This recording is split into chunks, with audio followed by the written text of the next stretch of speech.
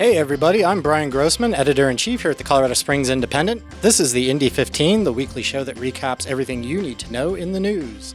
Our guest in studio today is Indy reporter Pam Zubeck, who dropped by to talk about the very busy news cycle that's been going on lately. Hey Pam, welcome to the Indy 15. Thanks. Yeah. Like I said, lots of news going on, and I feel like you've single-handedly done half of it.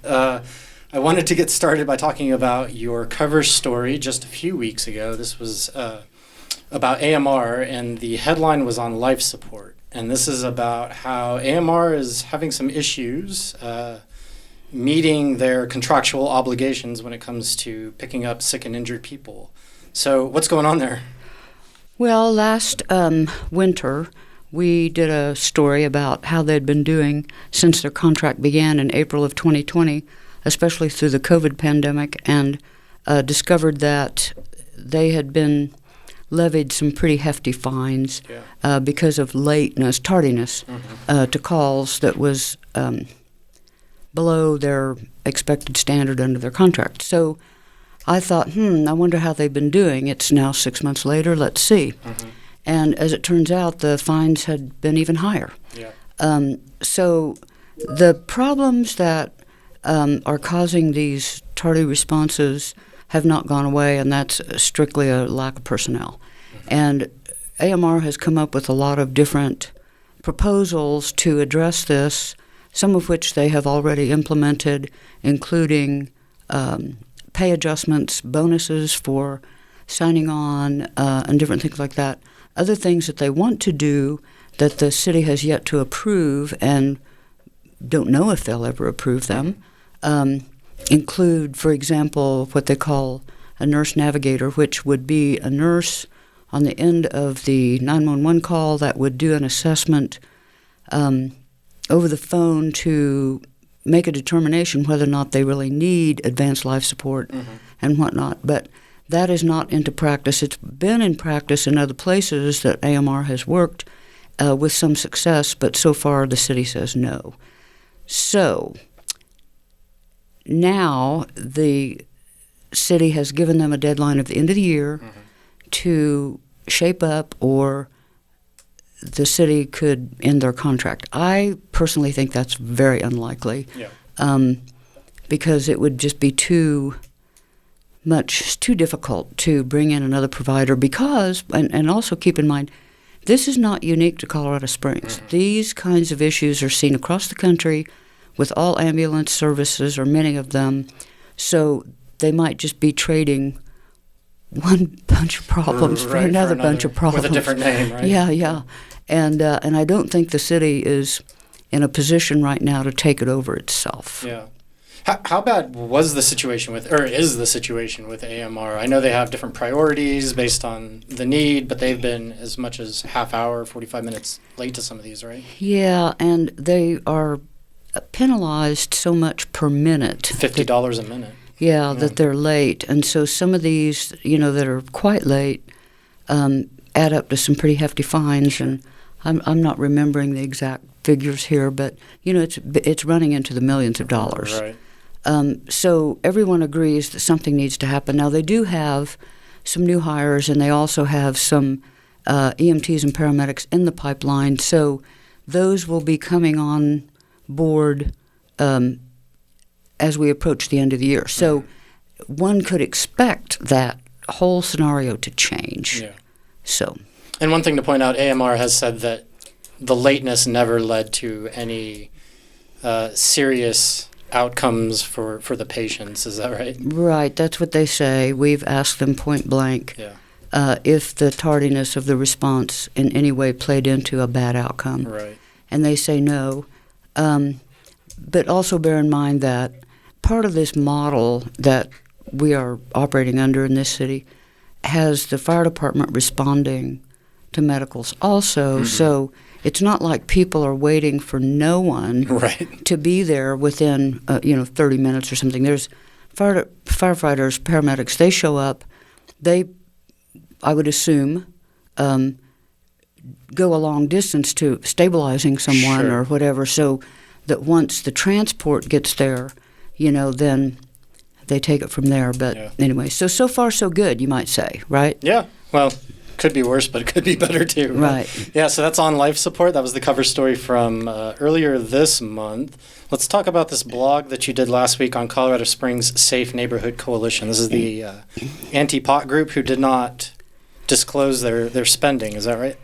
That's what the documentation would suggest. Mm-hmm. However, the people who are behind that committee insist that they have spent no money, collected no money, and spent no money as of the closing date of that reporting period, which I think was September 26th, I believe. However, Facebook analytics show that these ads were posted and running on September 20th. So Facebook doesn't operate on credit. And so you have to pay to play on that site. So I don't know. You know, the committee insists to us, two different individuals, asserted that no, they have not collected money, and no, they have not spent any money. So I don't know. And one thing that I wish I knew that I don't know is whether or not the city clerk's office is going to investigate. Yeah. Because everything that we see would suggest there's certainly a contradiction here, I'll put it that way. And in fact, I'm looking at your blog right now, and we even have a screenshot from Facebook's political ad report specifically for them that says that they had spent between $5,000 and $6,000. Is that right? Yeah, over a period of time. So if you look at the first amount of spending, dates back to May, I believe, and then you look at the other amount of spending for a different time frame, then that would indicate that in the reporting period for this measure, they would have spent $2,075. So I don't know. I don't know how to explain it. Yeah. But it seems like it bears looking into. And, of course, the next reporting period, which is the 28th. Of October. So right before the election. Just a couple weeks away. We'll see. And I think that the filing date on that isn't until November 4th. So 4 days before the election, we'll find out where the money came from. Yeah. There's a lot of speculation out there, by the way, as where this money came from. Yeah. So where do you think it came from, Bryan? I don't know, Pam, but I do wonder why somebody would not be forthright about it. Well, that seems odder to me than where it came from. Since we're clearly marking this speculation. Yeah, let's say speculation, listeners. There would be some that would suppose that some money, anyway, will be coming from competitors in Manitou Springs. Oh, yeah. From the recreational arena. But who knows, right? I mean, they certainly would have an interest in the measures passing or failing.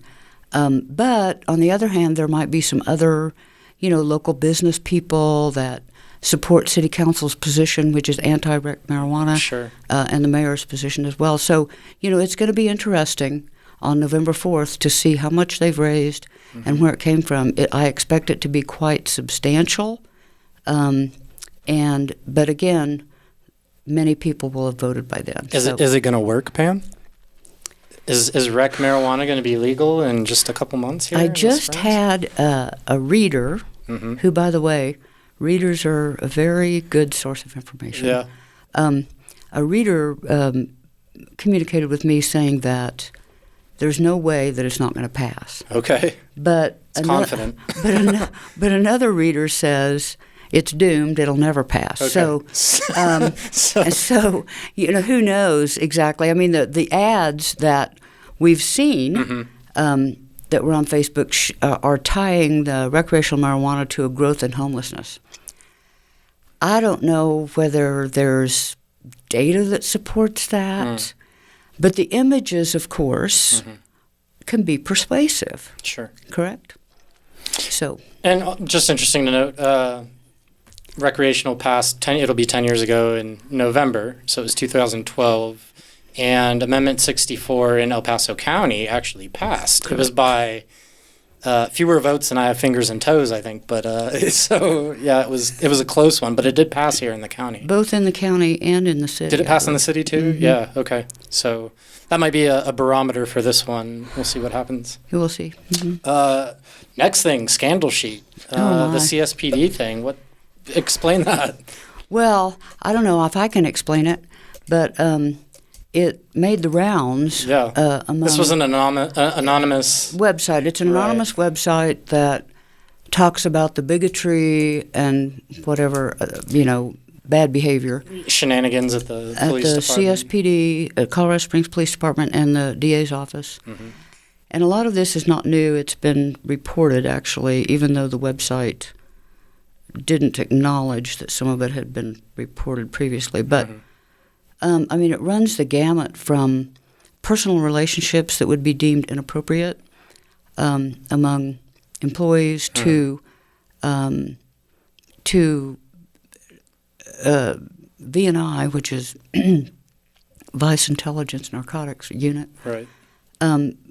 Officers working on the side for the sheriff in Teller County, who has a private investigative business, in which they ran surveillance on people, recorded people, things like that. Now, this is an investigation that we spent quite some time on and reported in detail about, so this is not new to the Indy readers anyway. Mm-hmm. Side Hustle, I had to look it up, but Side Hustle was the headline of the story on that. Yeah, and then some of the officers were disciplined, but what I call the scandal sheet author took issue with it being lenient types of discipline. Mm-hmm. The ringleader only was suspended for 60 hours, I think. So a week and a half pay is what he forfeited for all that. So, that's one thing. Another item that was included was another Indy story, actually, that we wrote in 2020 about, at that time, Commander Raphael Cintron, who crashed his vehicle in the night in a residential area. A neighbor came out to see what was going on, reported to us when we were looking into it that he smelled of alcohol and Italian food. So, and was sort of belligerent with the neighbor too, if I remember right. Yeah, and then downed a bunch of water, gallons of water. Yeah, when he came inside. And then was kindly given a lift home by a superior officer, and that was it. He was cited with careless driving, but retired. Was he on duty when he had the accident? He was on call. He was on call, that's so right. Had there been a major incident, he would have been on duty. He would have been the one that would have been calling the shots on who do. So he was essentially working at the time. Yeah. So that, we actually reported that in great detail. And I also want to note that story won a first-place prize in a news writing contest where the judges had one comment about the story. We love this story, they said. It was the Italian food part. I think it must have been, yeah. Okay.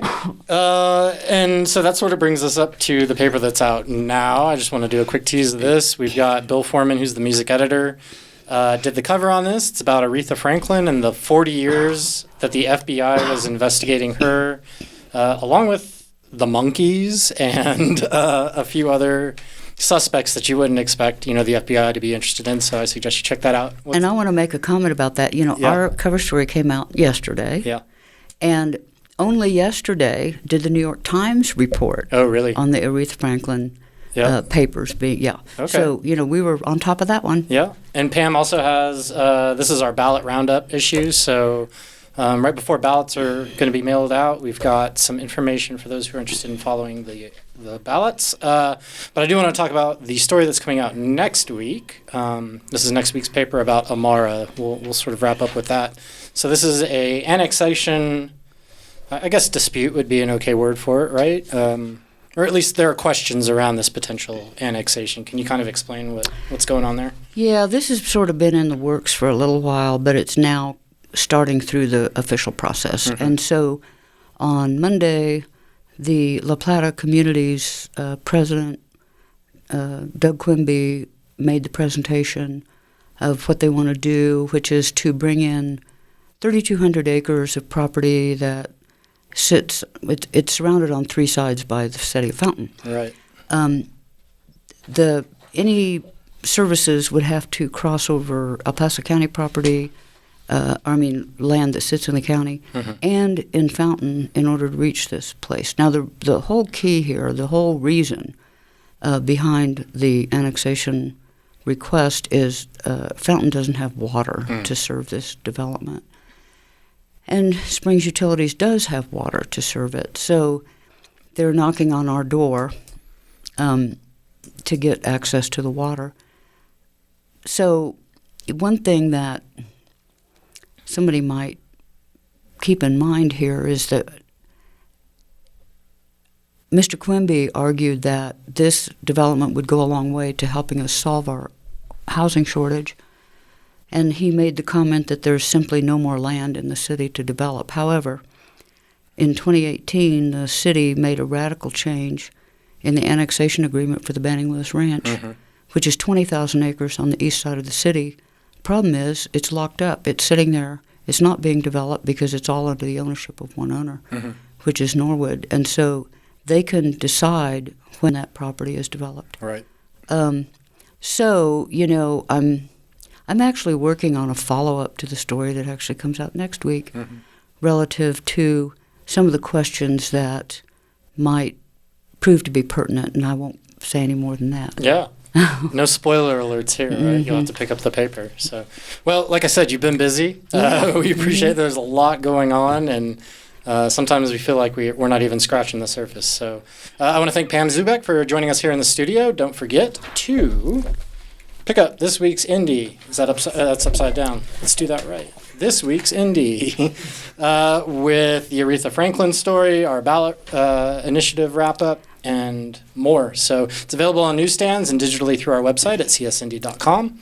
Let us know what you thought about the show or the paper on our social media everywhere. We read every single thing you post, so post away. If you're watching this on YouTube, be sure to like and subscribe. Don't forget to click the bell so you're notified whenever we post new videos. This show was produced by Dave Gardner and Nick Raven. Videocast was directed by Nick Raven, distributed by our digital team, which is made up of Sean Cassidy and Michaela Jones. Dustin Glatz is our art director. Amy Gillantine's our publisher. I'm Bryan Grossman, editor-in-chief. Be sure to join us next week for another episode of the Indy 15.